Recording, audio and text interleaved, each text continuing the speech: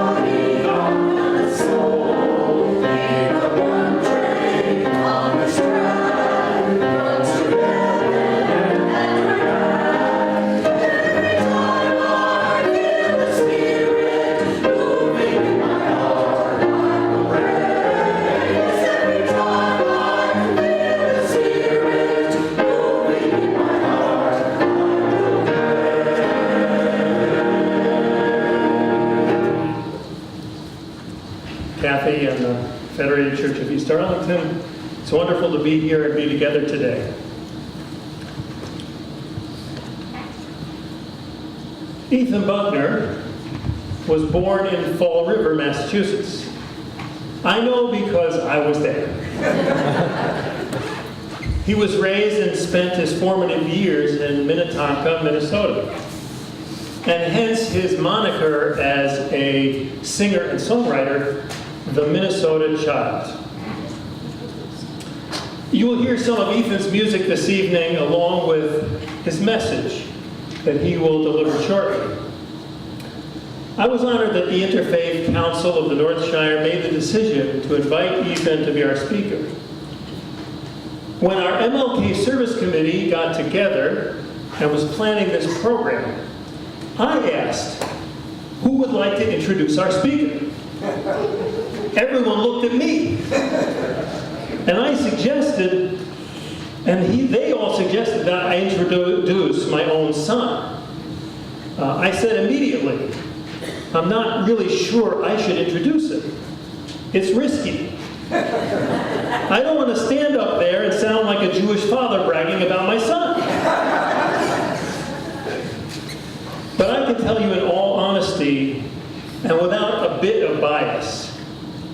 that the young man you're about to hear speak has inspired many people already in his life. In recent years, I have learned as much from him as I've ever taught him, as he's ever learned from me. He just happens to be one of those people who cannot stand by and witness injustice. He has made it both his professional work and full-time sideline to be an organizer and activist for social change, sorely needed in our times. Ethan comes to us today from Oakland, California. He's not a California native like they said in the paper. He's from Minnesota.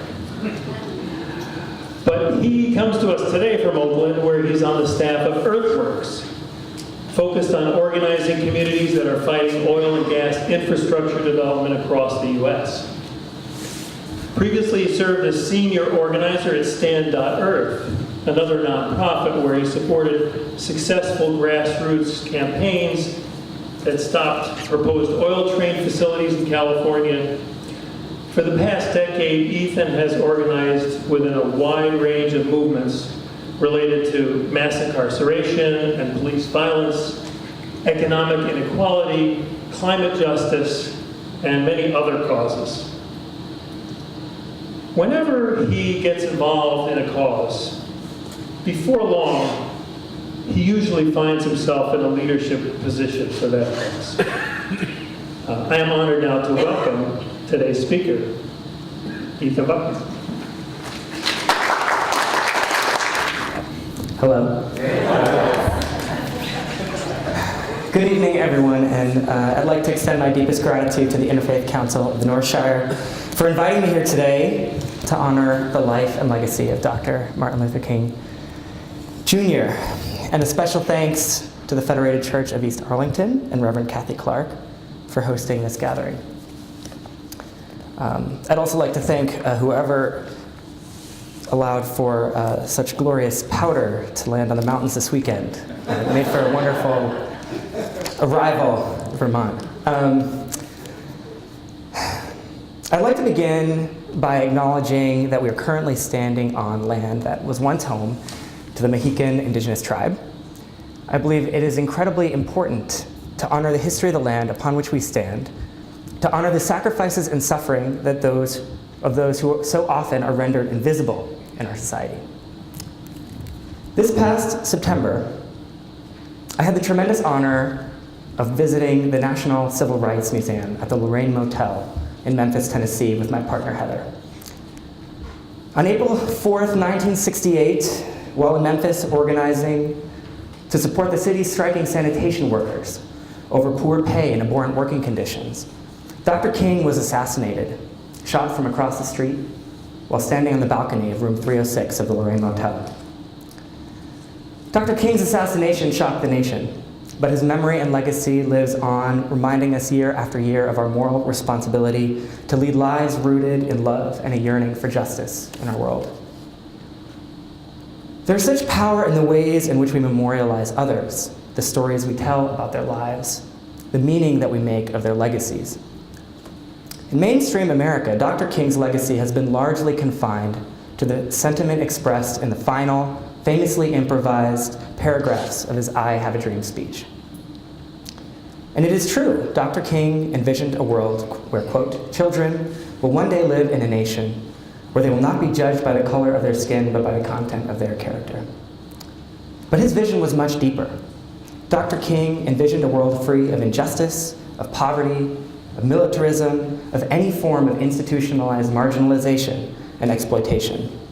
He believed deeply in building people power and in the strategic use of nonviolent protest to force society to address the moral crises of his time. His vision was bold and radical, and the National Civil Rights Museum truly highlights that legacy.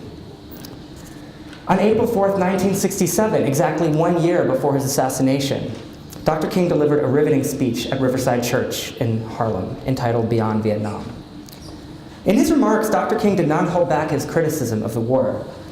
He dove deeper, stating that the war in Vietnam is but a symptom of a far deeper malady within the American spirit. He went on to acknowledge the links between poverty, war, racism, and America's extractive economy. He proclaimed that, quote, "We must rapidly begin the shift from a thing-oriented society to a people-oriented society, when machines and computers, profit motives and property rights are considered more important than people. The giant triplets of racism, militarism, and materialism are incapable of being conquered." Dr. King teaches us here that all struggles for justice and equity are interconnected and so often stem from the same root causes. In his letter from a Birmingham jail, Dr. King wrote, "Injustice anywhere is a threat to justice everywhere. We are caught in an inescapable network of mutuality, tied in a single garment of destiny. Whatever affects one directly affects all indirectly." Dr. King's warning and his vision could not be more prophetic and prescient as we enter 2019. I could easily spend the rest of the evening highlighting the dire interconnected challenges that lay before us. And just to ground us in the present, I'll share a little snapshot. In the United States today, the gap between the richest of the rich and everyone else continues to widen. 1% of the global population currently own 45% of the world's wealth. Racism still thrives in America. Black families own 10 cents in wealth in every white family's dollar. Studies demonstrate unequivocal bias against people of color that limits access to housing, education, employment, and fair treatment in the criminal justice system. Mass incarceration has been referred to as the new Jim Crow. In America, over 2.5 million, mostly nonviolent Black and brown Americans, are currently living behind bars.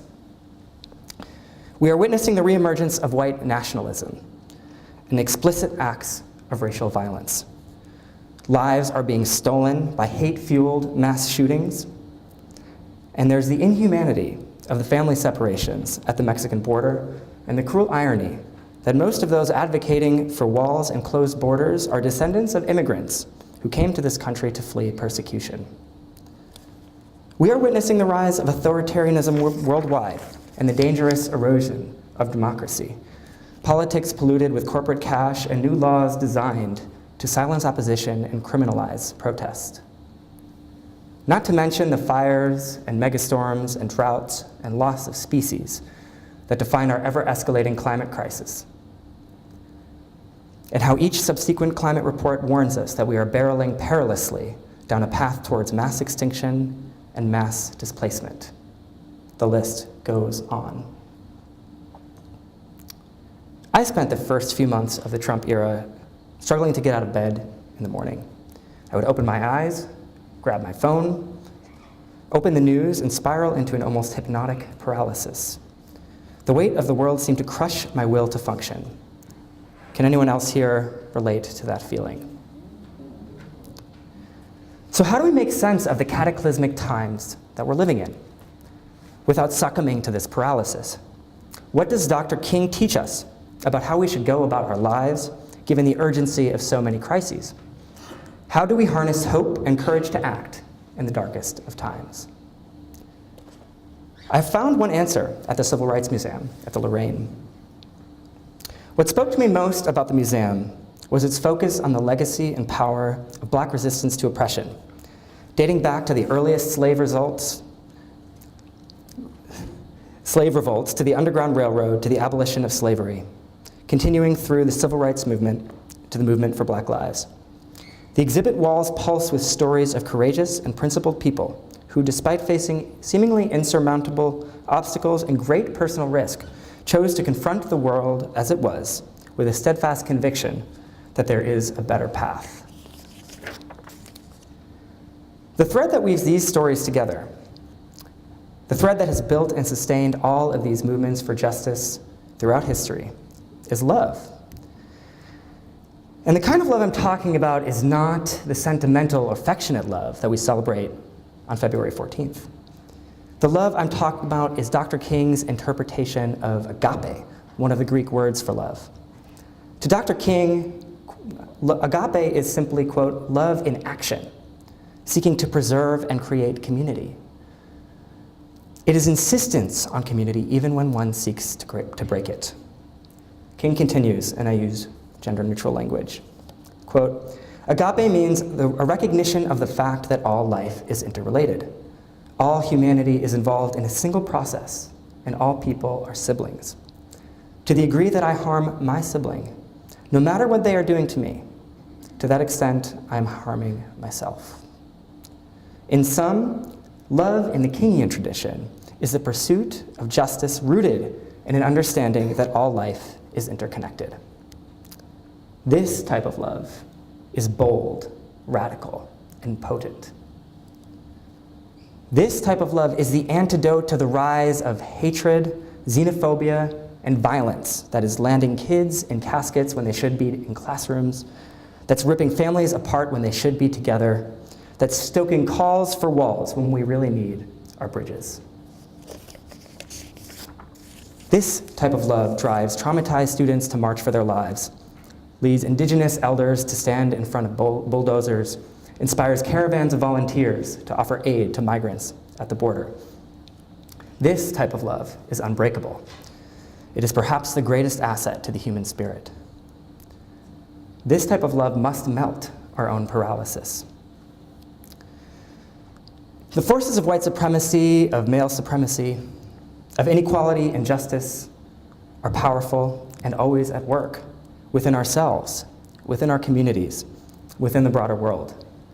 We live in a country grappling with a 400-year history of slavery and colonization, of male dominance and institutionalized violence. We inherited this legacy. So the question is, what does it mean for us, given all this, on an individual level, to practice agape in our own lives? How can we find our role in the struggle for justice?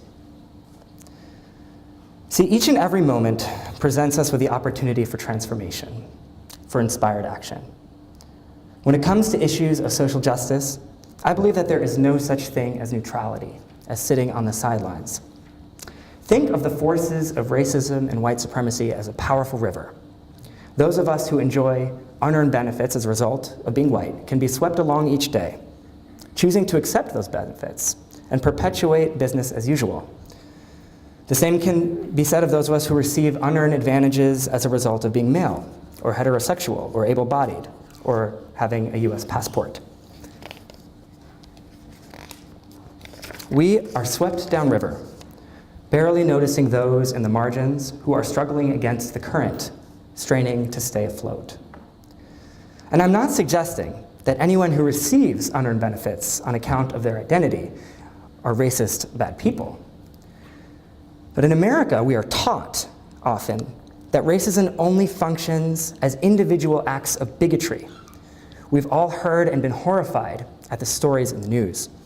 Let's take one incident, an example in April 2018, where police were called to arrest two black men who were simply sitting in a Philadelphia Starbucks waiting for a business meeting. The incident and countless others like it caused an uproar, as it should. Acts of prejudice and bigotry are disturbing and dehumanizing and illustrative of how deep the poison of racism runs in America's veins. However, understanding racism only at the interpersonal level accomplishes two things that actually serve to prop up white supremacy. First, it blinds us from all of the institutional and structural ways that racism operates to grant unearned power and advantages to white folks at the expense of people of color. And second, it allows us to relieve ourselves of our own individual responsibility to challenge those power structures. We can point at the Starbucks manager and say, wow, look at that racist. I would never do something so horrible. Seeing racism in this narrow way actually strips us of our power to understand how we can work to dismantle racism and other forms of oppression within ourselves, our families, workplaces, and communities. So here's what I'm suggesting. That it is up to each of us to reflect upon, with humility, an open mind, and an open heart, the ways in which our identities afford us unearned advantages, while others might simultaneously present us with roadblocks in life that only exist because of our identities. What I'm referring to is the often misunderstood notion of privilege and oppression. So here are a few examples in my own life. As a man, I'm able to walk down the street at night without fear of sexual harassment or assault. I'm able to speak up in meetings and have the reasonable expectation that my opinions will be heard and respected. I can navigate the world without worry that my value to others will be tied implicitly or explicitly to my physical appearance. As a white person, I can walk confidently into a store without being labeled as suspicious and followed. I am able to have the reasonable expectation that police officers will treat me with dignity and respect. I'm able to apply for work or housing without worrying that opportunities will be denied because of implicit bias. Most of my white friends and family members have never had to grapple with the pain of having a loved one incarcerated. And if I so choose, I'm able to run for public office without fear of racial harassment. I know that one rings fairly true to recent news here in Vermont. At the same time, as a Jewish person, I have many times in my life been reminded that I live in a society dominated by Christianity, that often renders my values, history, and traditions as unimportant or invisible. I have dealt with the terror that maybe my family synagogue will be the target of the next horrendous hate crime. And why do I raise all this? It's not to stoke fear or guilt or shame, because that's really just not useful. For me, understanding my own position in society has actually been liberating. By examining and owning how my own identities come with unearned access and roadblocks, it opens me up to act for justice with humility and clarity. I would argue that engaging in the lifelong practice of critical self-reflection is agape. It's making the decision each and every day that love for community and love for justice is more important than protecting our egos. In my current role with Earthworks, I work alongside Indigenous leaders, people of color, rural folks, and poor communities who are impacted by big oil and gas companies. The communities I serve are targeted by industry because they are perceived to be the most powerless to oppose the theft of their land or the poisoning of their air and water. I've seen companies permanently pollute homeowners' well water. I've seen companies bully and bulldoze through landowners' property without permission, cause fires and explosion that have resulted in loss of life, and target those who attempt to say no with surveillance, intimidation, and in some cases, physical violence. I've seen a grandmother thrown in jail for months. I've seen Indigenous women being beaten by off-duty police officers on a company's private payroll. I've sat in the living room of an elderly couple whose water has been running afoul brown for 2 years. The specific citing of environmental hazards in communities of color is called environmental racism. And I'm happy to share specific stories and answer questions about this work later on. But in the course of doing this work and outside of work, I constantly ask myself, how can I leverage the privileges and access that I have to help amplify the voices of those most impacted by the compounding forces of racism, classism, and environmental destruction? So on a personal level, that means making sure I challenge my own implicit biases, that I take the time to learn the history, culture, and values of the people I work with, and that I act with humility and listen to others. On an interpersonal level, this means lovingly but firmly challenging racist or misogynistic behavior when I see it. It means having courageous conversations with other white folks about racism, other men about sexism, about how we can be stronger allies for justice.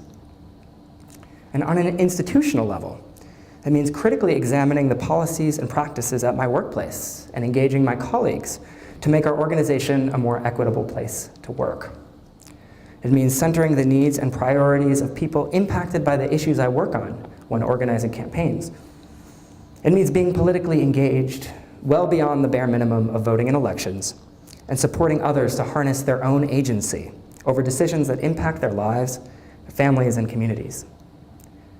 So this is the charge I leave with you all tonight, to take a look inward, to have courageous, loving conversations in your homes, in your communities of faith, to ask yourself, what can I do to embody agape in my home, in my workplace, in my community?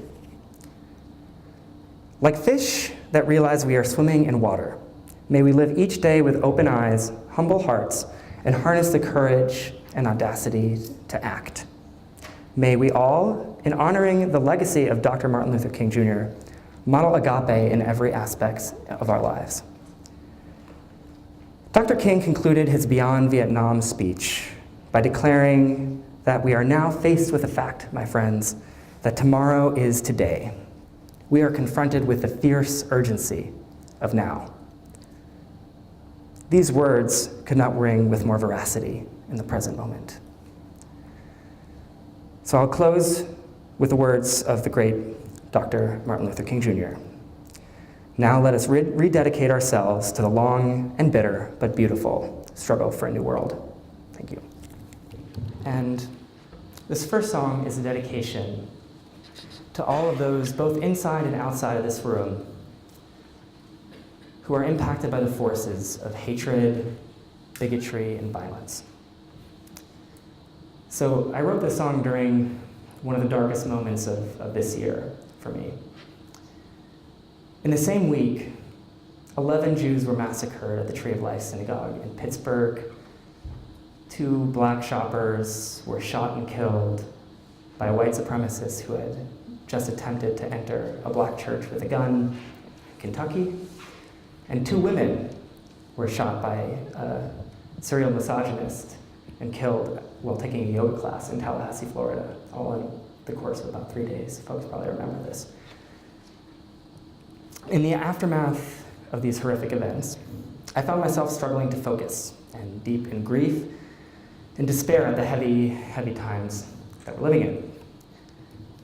So later that week, I took a walk in a redwood grove, and I was reminded of the Yiddish words, "Wir wollen sie überleben."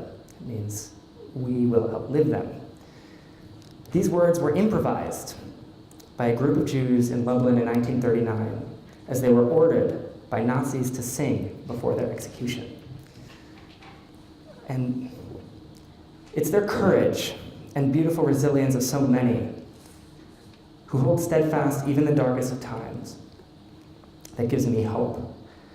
As we rededicate ourselves tonight to the lifelong pursuit of justice, may we find the strength and courage to carry on and move closer towards the light. The song is called "We Will Outlive It."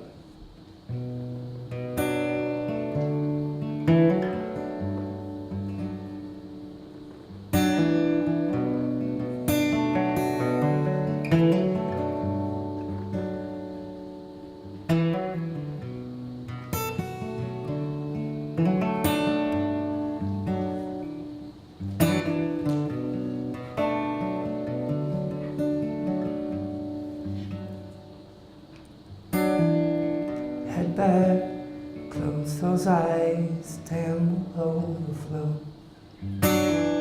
So heavy beneath these skies, tear that we know.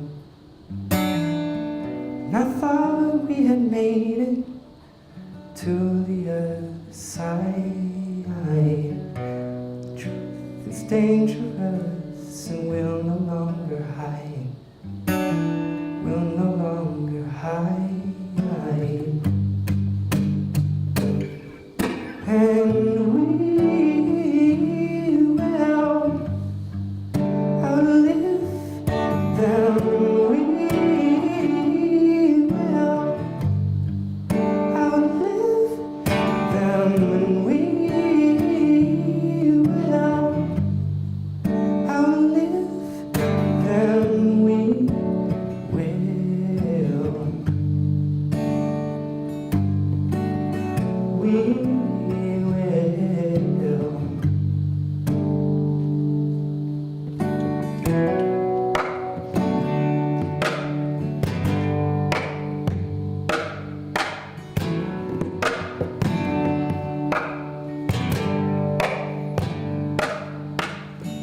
Cries through the night, echo through the dawn. And I'm dying to review the lies like blood that's overdrawn. And it falls on us, forgot from where we've came. And we must choose love, or we'll be the ones to blame.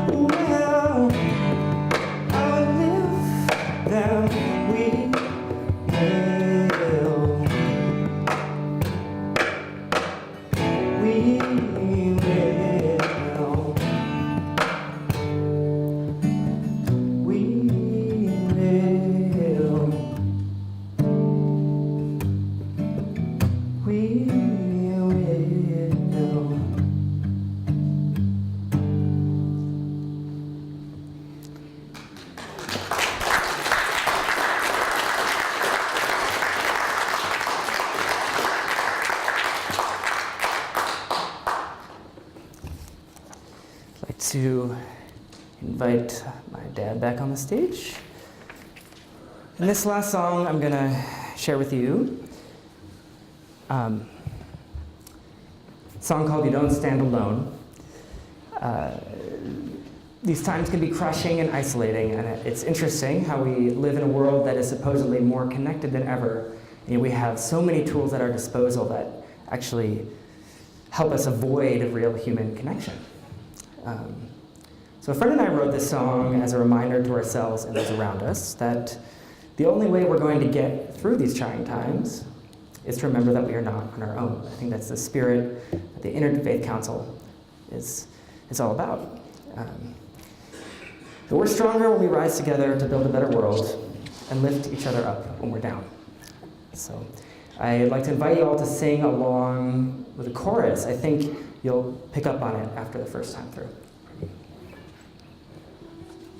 I don't know what happened to my guitar picks. I had Your pick? but it's fine. I'll just do it without it.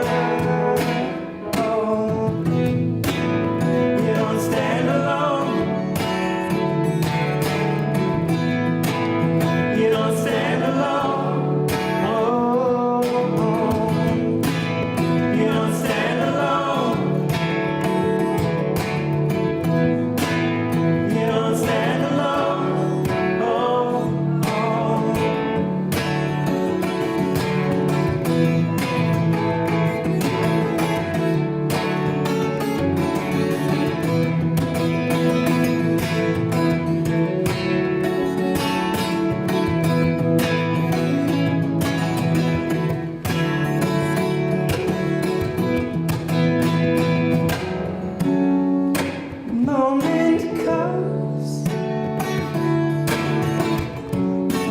when you face the rising tide. The cities will fall into the vacant echoes of time. You try to remember, try to remember, try to remember. Try to remember, oh, you don't stand alone. You don't stand alone. Oh, you don't stand alone. Oh, no. You don't stand alone. Oh, you don't stand alone. You don't stand alone. Oh, you don't stand alone. You don't stand alone. Y'all sound great. Thank you so much.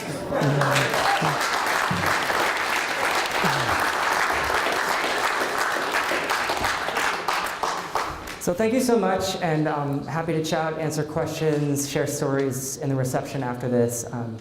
I have CDs that I'd be happy to share with you all for a donation, and I'm donating all proceeds to an organization called Cosecha, which works. It's an organization that is led by undocumented youth who are working to secure the dignity for the 11 million undocumented people who are living in this country. Thank you. Kathy has already spoken of some of the work of the Interfaith Council. We have an opportunity to share in that work. One of the things that the Interfaith Council has been doing for many years has been having an emergency needs fund. And that fund helps people in emergencies. Perhaps they can't pay the rent for this month, or the electrical bill. Perhaps they need special care in other ways that the Emergency Needs Fund is really Johnny on the spot to help. And as Kathy has said, a good amount of money is spent each year in doing that.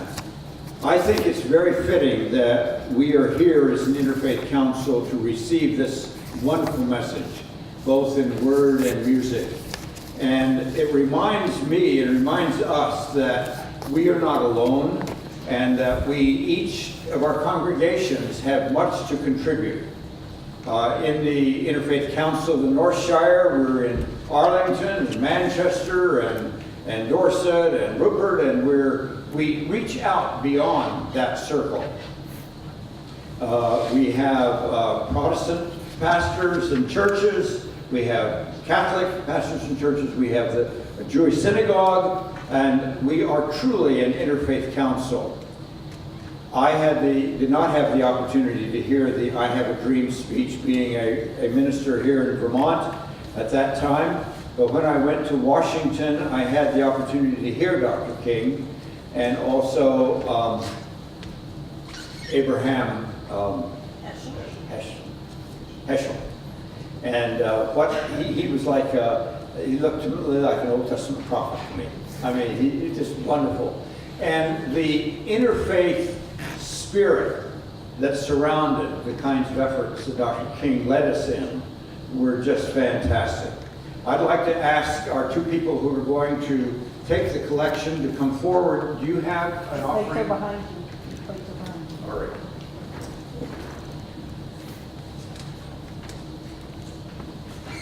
And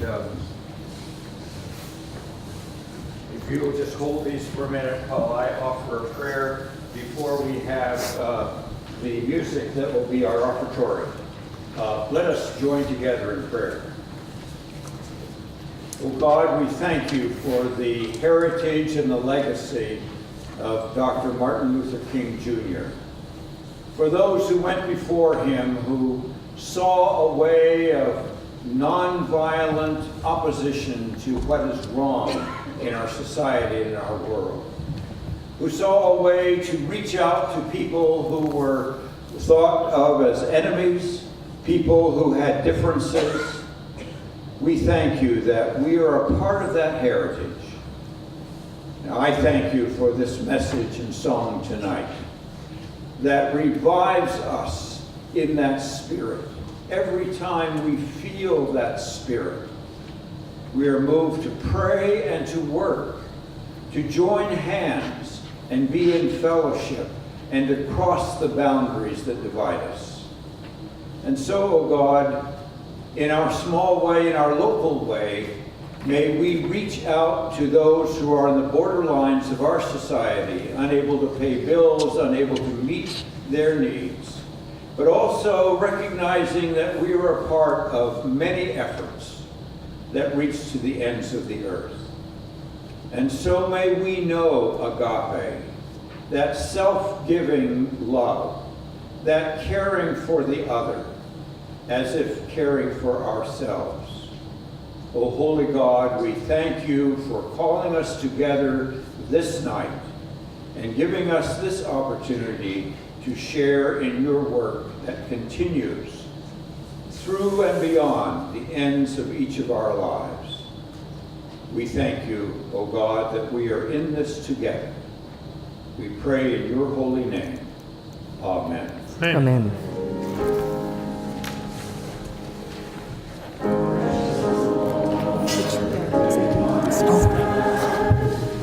Good thing we have extra batteries.